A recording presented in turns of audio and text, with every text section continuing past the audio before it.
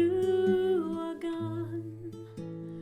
All around say there's no help now.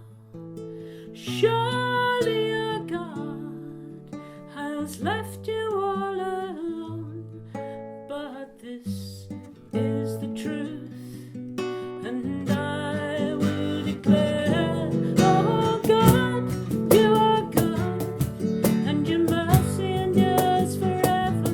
Oh God, you are good, and your mercy endures forever. Oh God, you are good, and your mercy endures forever, forever and ever.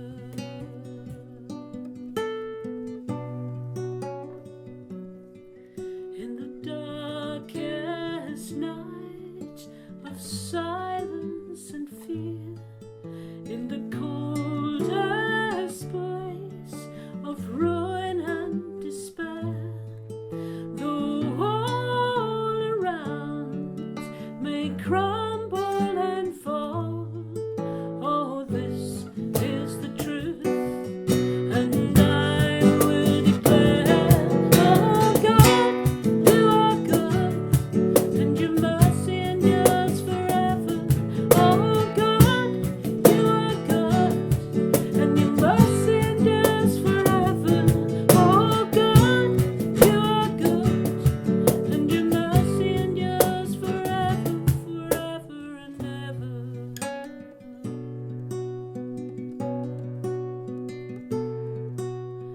Left all alone, helpless and weak, I feel your hand reaching out to me, and surely now I know that you are always here. Oh, this is the truth, and I will declare, oh God, you are good, and your mercy endures forever. Oh God, you are good, and your mercy endures forever. Oh God, you are good, and your mercy endures forever, forever and ever.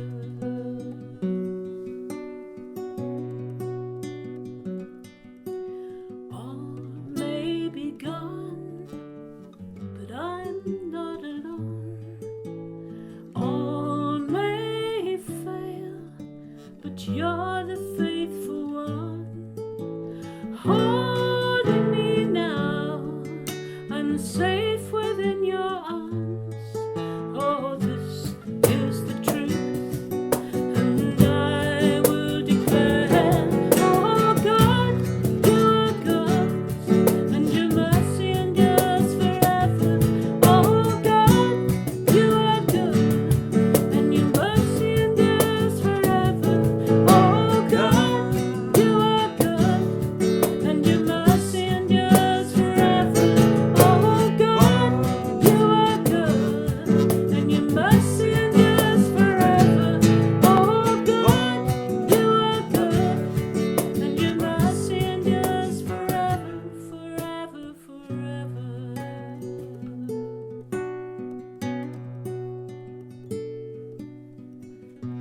Forever and ever. You are good.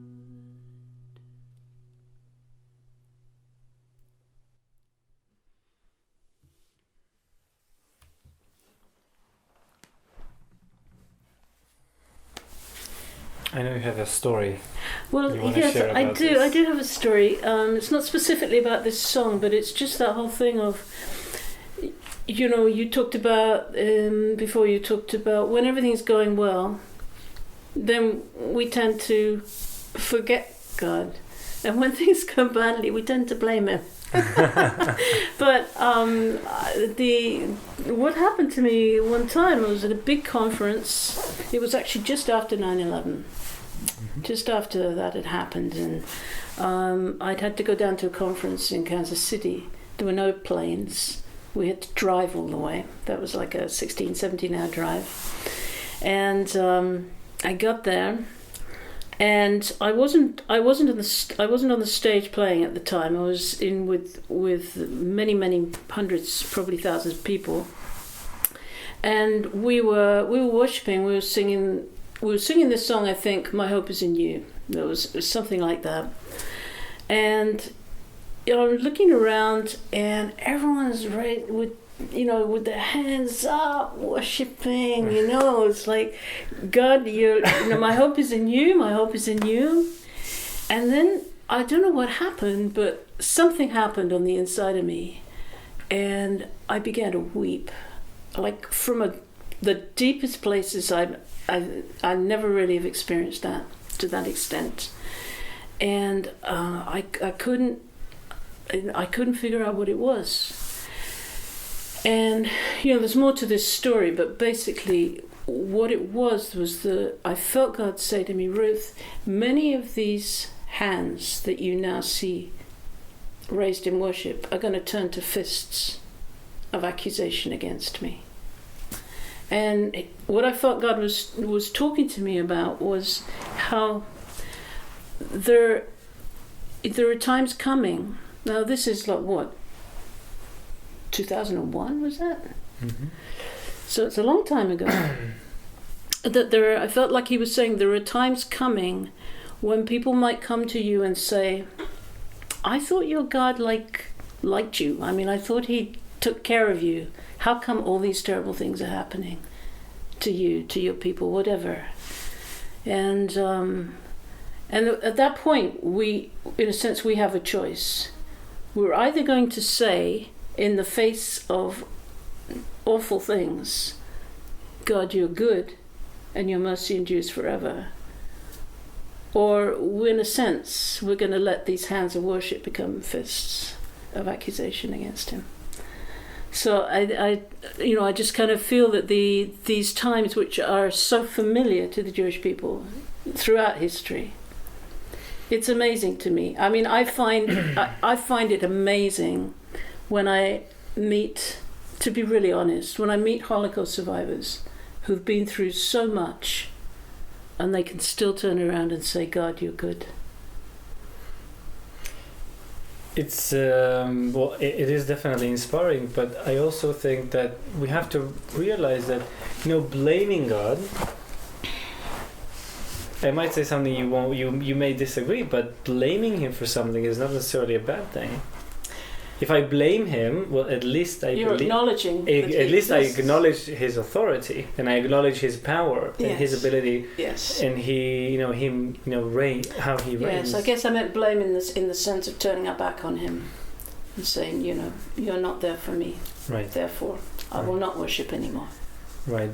There was a rabbi who said 300 years ago. He said, you can be with God, you can be against God, but you can't be without God. Yes. So as long as we have some sort of a relationship, I think, even anger, yes, I think there is hope. Yes. There is hope for, because if you stop believing, then why bothering, being angry or blaming? So that's I don't find that most problematic. I think the most problematic for me is to sense, is to talk to people who are totally agnostic. Totally agnostic, I can't get that. It's like there's nothing, the conversation never goes anywhere. Okay, yeah, nice weather, yeah, good, okay, right. It's like it never goes anywhere. Now in the context of Pesach, Pesach is a time of faith. The Jews in Egypt, they did not want to listen to Moses. They did not want to believe in God again. They did not even know him, right? Because the family of the Israelites, who went to Egypt, hundreds of years before the slavery, they knew about God. Yes, they had Jacob with them. Yes, they knew Joseph. Yes, they've experienced things, but that generation didn't experience anything. They experienced only misery, and they forgot about God. They almost forgot about him, but he never forgot about them. Right, and he said, "I did not forget about my people," and their cry was not Far from me. exactly. I mean, I hear their cry, so go to them. He says to Moses, go to them and tell them I hear their cry and I'm going to rescue them. But they didn't want to even. They didn't even want to listen. You know, They didn't were have a grid for being rescued. Exactly. They out of hard work. Mm-hmm. They were so impatient, you know, to Moses and what he had to say. And they'd never known anything else. Anything. Right. Anything. They'd never known that. Never know. Exactly. But you know, there's also the question that we've asked, you know, a few times, you know, or like posts and also in the Now Week. Why did Why did they even get punished? You know, because of what they did. I mean, all they did is basically to fulfill God's word, because God said to Abraham about 500 years before. No, about 425 years before the slavery began, that, you know, there will be a people, there will be a nation, you know, you will have a son, and his descendants are going to be your people, and that people is going to be under slavery for another nation. And he says that to Abraham hundreds of years before the slavery, and then he says to Abraham, he also says, and don't worry, I'm going to judge that. I'm going to put that nation on a trial, you know, for what they did, for what they will do.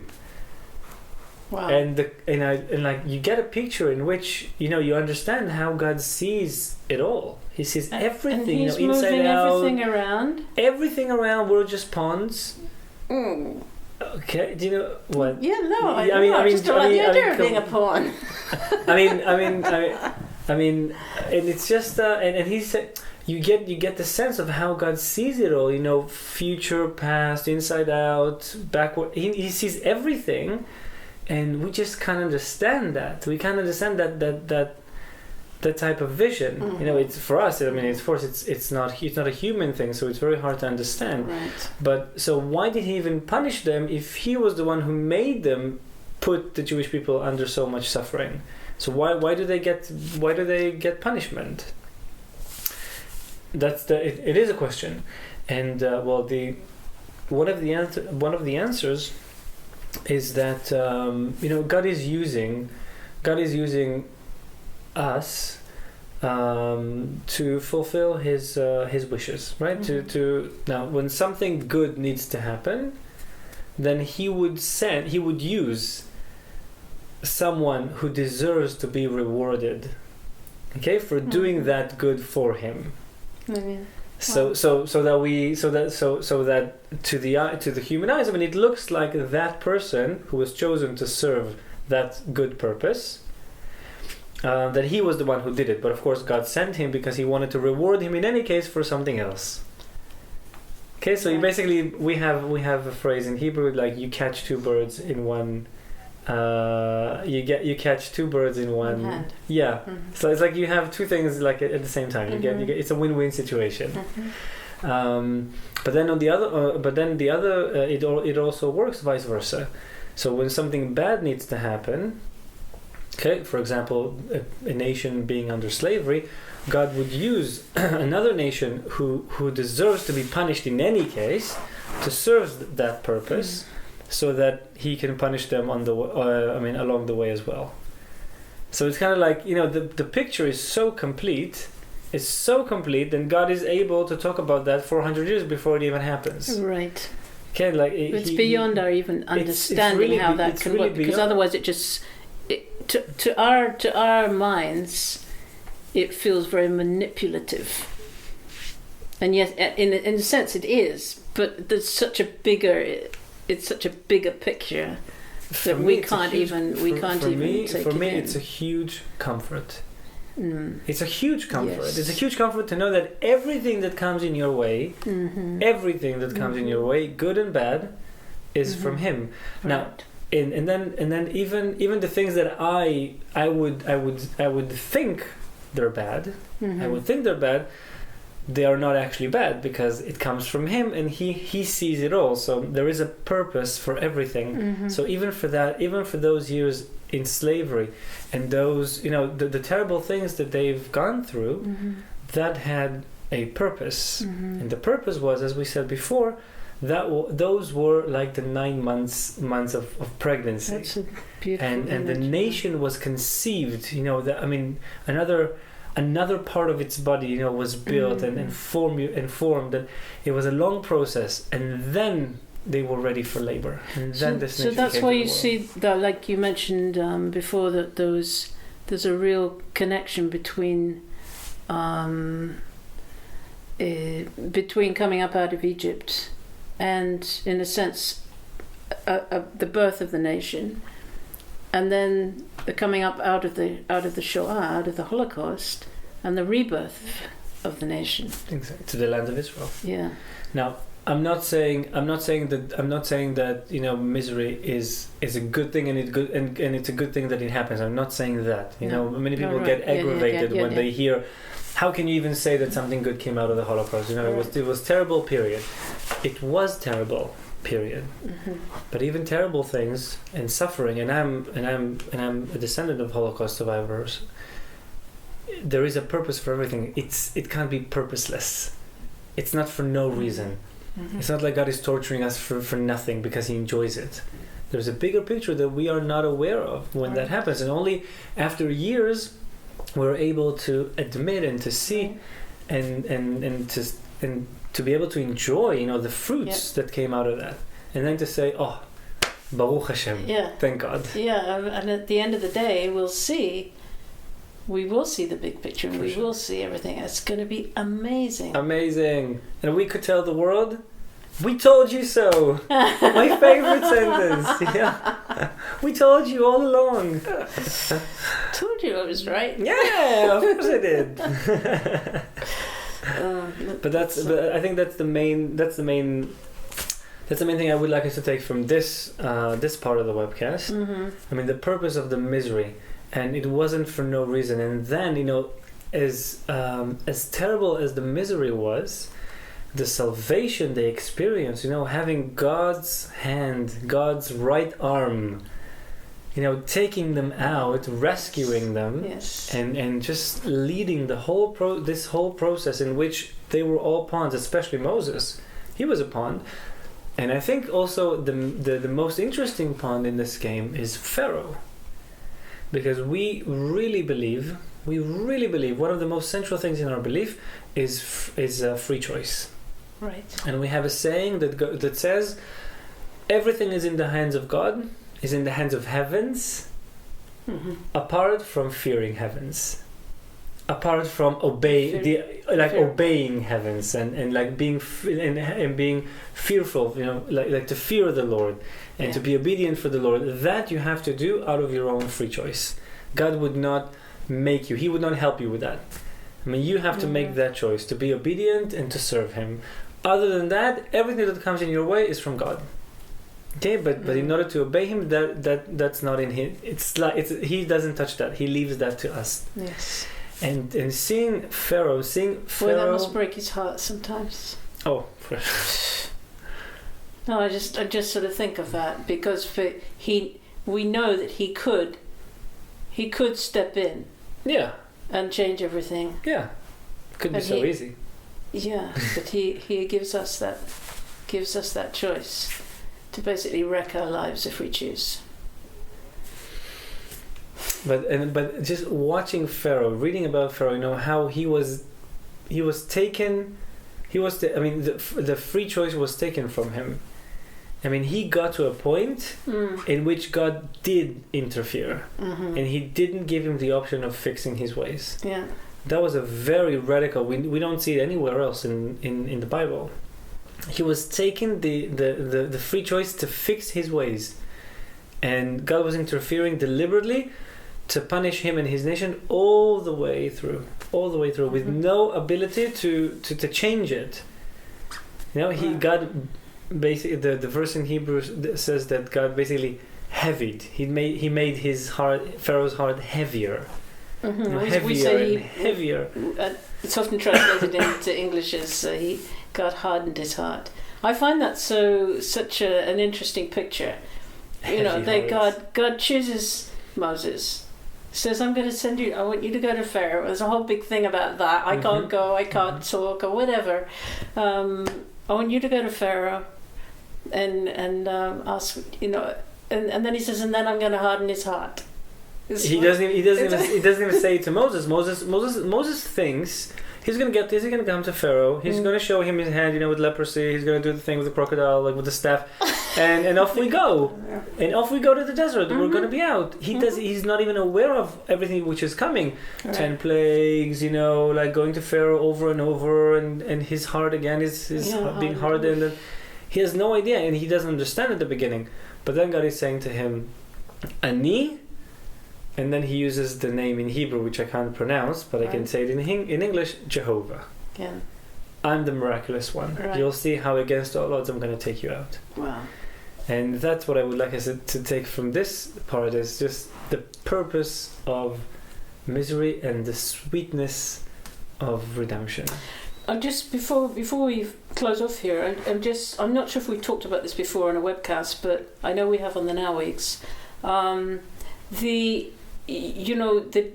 names of God as they appear in the Torah especially, but so you just mentioned Jehovah, but you talk about how if you're appealing to God for mercy, you use a name. You would use that one because it speaks because that is the miraculous characteristic of God. I think we have talked about in one of our webcasts. Yes. It was the first of Adar, the Adar Aleph, and that's the miraculous one is basically corresponds with the merciful nature of right. I find that such I've thought about that a lot in terms of when I come before God and I'm particularly praying for something that we really need to know His character. And how he's revealed himself in how he calls himself. I am. Yeah. So it's awesome. Okay, so we'll continue on with the next one, and for now we'll say bye bye.